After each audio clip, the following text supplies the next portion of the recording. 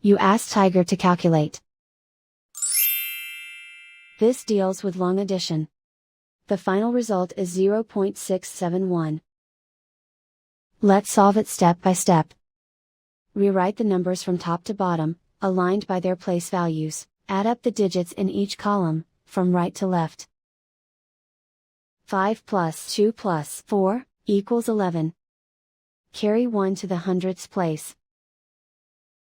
1 plus 3 plus 5 plus 8 equals 17. Carry 1 to the tenths place.